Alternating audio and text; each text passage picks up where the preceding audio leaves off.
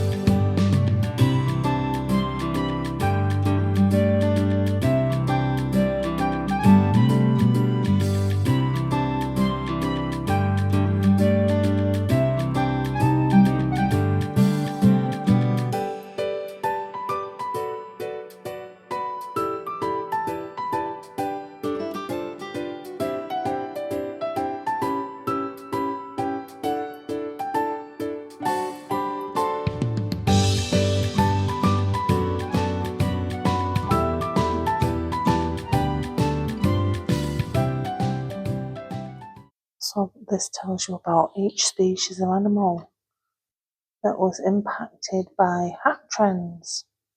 So we have the egret, nearly hunted to extinction in the 19th century. We have the beaver, which wasn't just hats, but coats and shoes and all sorts of things they used. And the mink, here's some hats, some army hats. So we're going to play a game of match their hat. So we have diving helmet. Let's find the diving helmet. Oh, not easy.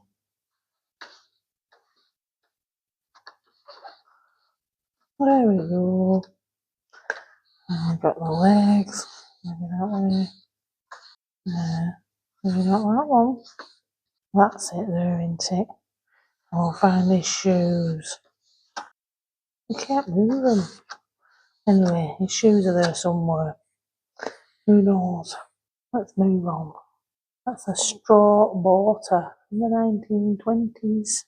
That's a 1906 baseball cap. Wow, they've changed, haven't they? Don't want anymore. What's this? Oh, it's ice hockey out. A rugby hat and a rugby uniform, 1930. Oh, look at that. Wow. Oh, that dirt on his knees. Wow. That's really cool. That looks like a scout leader's hat. That's from 1970. That's a scout boy's cap. 1970. This is called a coloche. It's a French word for bell due to its bell-like shape. I guess that's not 1900s. I would have said the 1920s for that. And that's a bowl hat, typically British. This is called a button beanie. Well, look at this one I've just found. It's a library vending machine. Never seen anything like that before. You got to get a library card. Wow. Never seen one of them before. Oh, I think we're going to get lucky. Okay. Hi, it's Barry Beaver. What are you doing today, Barry Beaver? Can't talk, huh? Cat got your tongue? Oh, you have a cold. Poor Barry Beaver. Yeah. Do you have any friends coming to look after you today, Barry Beaver? You keep hiding behind that curtain. We can't see you. Hi. Who's this? Oh, it's Henrietta Hare. Hi, Henrietta. Have you come to stroke your beaver better? Do you feel better, beaver? Oh, that's nice. Everyone likes to have a stroked beaver. Oh, yeah. This is a tourism in the Kawarthas. It tells you about duck hunting and fishing, game and wildlife. Look and find. What does it say? Can you spot the stove in the kitchen? Yep. Can you spot the toaster in the kitchen? Where would the toaster be? Can you spot the toaster? Let's zoom in. See that right there? I think that there is toaster because I can't see anything else that would be a toaster. Yay! I was right. Can you spot the refrigerator in the kitchen? So I think that the refrigerator is there. I think that that cabinet there is the refrigerator. Shall we see? Did I get it right? Yay! I got it right. God, I'm so good at this game. And I got that right too. Let's have a look over here. Over here it tells you all about. Let me turn you around. Peterborough lift locks. Now I have done a video on this before, so I'll clip that up at the end so you can go back and look at that and it'll show you all about the Peterborough lift locks. How well do you know your knowledge of Peterborough in the 1920s? Okay, so first question. Where did the ice for ice boxes come from? I'm going to go to local businesses. Yay, look at me go. Next question. When were electric streetlights introduced in Peterborough? Well, it's a bit of a cheat actually because I know this because of my video on Peterborough lift locks. So I'm going to go. Yay, 1884. I'm good at this, aren't I? Who made kitchen appliances in Peterborough? We'll go Adam Hall Company or Canadian Packing Company. Let's go Adam Hall. Yay! Oh, I'm so good at this. Next, what caused the cleanliness movement in Peterborough? The measles or the Spanish flu? Let's go Spanish flu. Yay! When was the first electric stove built in Canada? 1905 or 1921? Let's go 20. Oh, I don't know actually, because looking at the street light. Yeah, we'll go 21. Yay! God, I'm so good at this.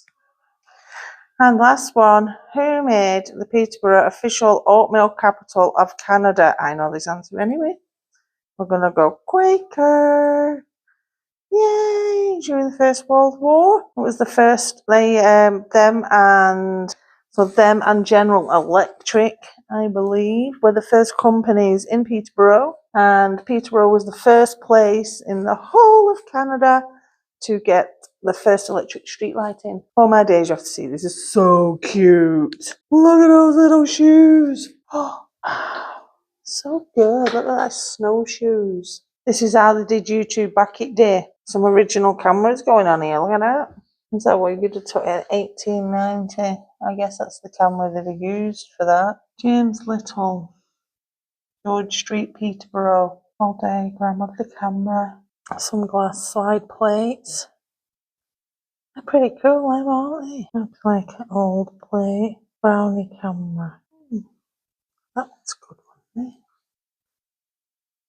Kodiak pocket for. Must have had big pockets because that's pretty big to be a pocket camera. And they've got like old pictures here of Peterborough, 19 after World War One.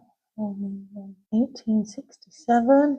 This is Dominion Day Parade, 1883. Hey, that's Roy's wife and daughter, that is. Lucky-haired Roy, eh? And then we got a circus, Barnum Circus, P.T. Barnum, in the cornerstone for the market hall. The Roy children, and at Fred Roy's birthday. The birthday Fred. Look at that, it's killing, it's a big train. Choo choo, all aboard. And it's got a flute. And these are all pictures. Let's say Autonomy Mills, workers leaving General Electric. That's the General Electric copper logo. Peterborough. Then I bottled the beer. That's a seal press and a top hat. Awesome. Here we have like lumber. It's all about the trees and stuff. That big pic there, what's that for? It's a spud peeler. Okay, so it's not as a spud peeler as in like we know as a spud peeler. That used to remove bark from the trees before the timber entered the sawmill. Awesome. A peavey was a combination of a jam pike and a cant hook. It was used to roll or pry logs free. That's what that's for there.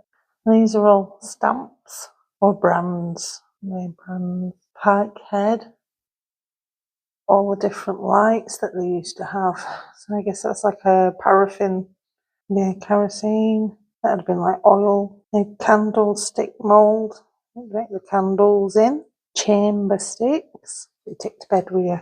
That's a cruise lamp from the 1700s. That's mad, isn't it? That's a rush light. So they take a dried piece of rush and soak it in fat. After it was dried, they placed it in the holder and it would burn. And then you got your Betty lamp. Oh, Betty. That was the 1700s. And that's obviously the first of the electric lamps. Look at them. And then it's a new typewriter. And they're like old generating stations. And they had a power dam there. Water power development at Peterborough. Map of the generating stations and dams in Peterborough, 1904. Okay, let's see if we can do this. It says, please crank slow. Oh, look at that. Imagine having to stand here all day and do this just to keep your eyes on. What if you're doing your makeup and stuff? Cool, I never liked it. Pretty cool, this thing. Lots of stuff for kids to do. Tin whistle. We call it a penny whistle in the UK. And I used to be able to play one of those a long time ago. I don't think I could do it now though. That's an old fiddle. 1865 now. That's cool, eh?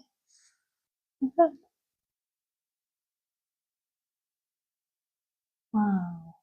That old horsehair bow. And this is a boudrein. It's a drum, an Irish drum. And it tells you how they built the houses and the fireplaces. What's these? These are flails. Oh, they used to use them for thrashing wheat. That's what that's called, a flail. And this is making maple syrup. Old cabin, I guess. They've made an old cabin from their pioneers. I'm guessing this is how they lived. Look at this. So you slept in a drawer. Wow. That was your light. And this is your table. It'll be your kitchen. Be the living room and everything, I guess. Little fire there, but there's just a hole in the ceiling, no chimney. That'll be a bit rough, wouldn't it?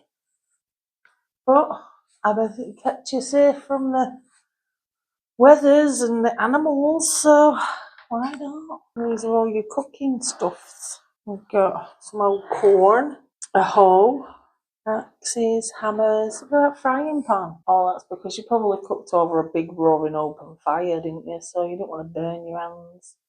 A cracking kettle, isn't it? And boats. Yes, these are the boats that they travelled over to Canada on back in the day. Right, it might be a bit dark in here now. So we're going to go on Wow, it is really dark. You can't see anything. It's really creaking. I don't have a light with me, so sorry. I wouldn't like to travel across all that water and down in something like that. Really, I mean, that's all you see. It'd be horrible, wouldn't it? Oh, thank you. I don't think that's my cup of tea, to be fair. I'd much prefer to get on a plane and just sit on there for 8 hours instead. But all this stuff. Old clay pipes, the old key, a toy train. Look at that, that's cool, isn't it? It's a wash jug and a wash bowl. Got a nice cup and sauce, that's pretty, isn't it? Some silk stockings. Ooh, look at those. An amputation kit. So if you need your leg chopping off, you're all good and ready. Big spear. Look at that there. I don't think the fella survived that, did he? Do you reckon it was that spear that went through him then? A French cavalry lance and a breastplate. That looks like that has gone into there, doesn't it? I'm guessing that bear claws or teeth or bear teeth. Yeah, that's what they are. Hi, so I'm back. I have my cup of tea. Look at that cup. There's some what with that. Oh, is it? What? I got a book on birds in North America. Isn't that cool? That means when I'm feeding the birds, I'll know what I'm feeding. And then I did a scratch card when I didn't win anything. So, pointless. So anyway, I hope you enjoyed our little trip to the museum. Let me know down below what was your favourite artefacts and what you found the most interesting. And did you like Mr. B's little puppet theatre? I thought he did a brilliant job. Anyway, have a great day. Subscribe, like and hit the notification bell. See you next week.